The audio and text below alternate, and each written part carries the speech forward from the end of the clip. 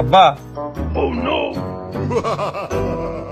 খুব আশা ঝুঁকি ওই বাড়ি আইলাম, অফিসটা ছুটি দেবে না, 2 দিন আবার দেরিও নিয়েছি স্যারের কাছে হাত পায়ে ধরিয়ে।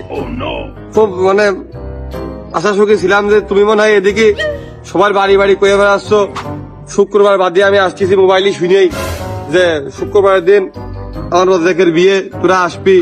আমি আরো মনে করে রয়েছি যে বাড়ি এসে দেখবো ফুপু টুপুরা নানি মানিরা মেলা কুটুম টুটুম আইছে, আমি আসার সাথে সাথে সবাই আমার দিকে হাসতেছে, তুমি মেয়ে দেখে একবারে গুছাই ছুঁয়ে দিয়েছো।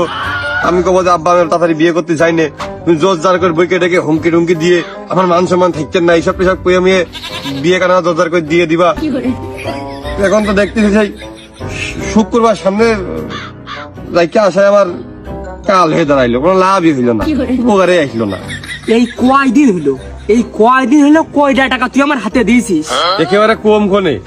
আমি যদি ঢাকায় থেকে আমার বউ যদি এই জায়গা থাকে তাও একবারে এত টাকা খরচ হয় না।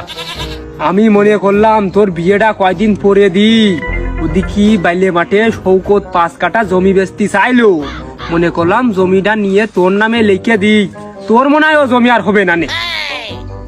তোমার মুখও কিরা, জমি যাবে কি করবো?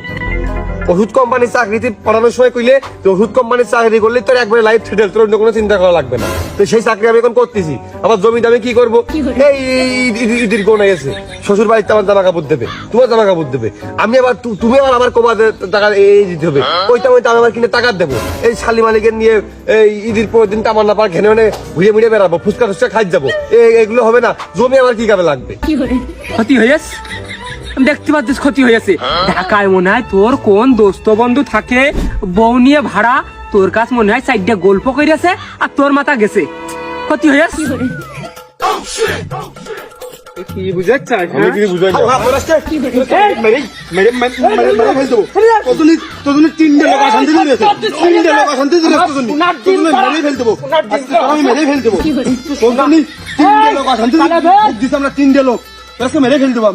শালা মনে হয় কোনটা গাদা মাদা খেয়ে সে ডাক দেবার সময় এর মাথা কাল লাগেছে। এই 3টে লোক আমার জন্য আশি করিয়েছে, কোন 3টে লোক? আমি তার আর কি করেছি? আব্বা, আমি আর আমার বউ।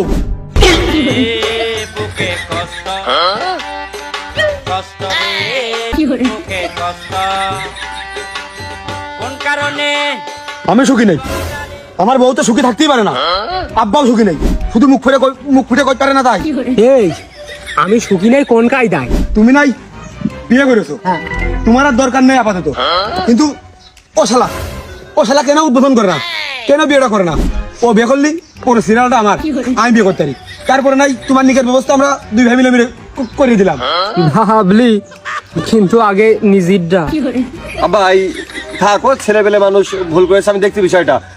আসলে দেখো তালেব, ওরে বাবা বাবা বাবা, দেখো তাহলে আব্বা হাত ছাড়া ভাঙা কামড়াবো। ওরে আল্লাহ, আমার শালা দেখো তাহলে, এ শালা গ্রামের কবুতর শহরে 2 দিন পায়রা হে, দেখো তাহলে ভালো করে কথা কস, কিন্তু গ্রামের ভাষা কথা চলে, ভাষা কথা কস শালা। না আসলে তাহলে আমি বাবাকে বুঝিয়েছি, আমি অনেকক্ষণ ধরে তাকে বোঝানোর চেষ্টা করছি। আসলে এই শালা 2 দিন গ্রামে তো যাইতে পারলি না, ওরে আল্লাহ গ্রামের কবুতর পায়রা হেছে, বাবা বাবা, এই শালা বাবা গ্রাম বাবা। মিস্টার কুরমান, এই ভুদাল, কিরাম ছেলে বানিয়েছো, কিরাম শিক্ষিত ছেলে বানিয়েছো হে।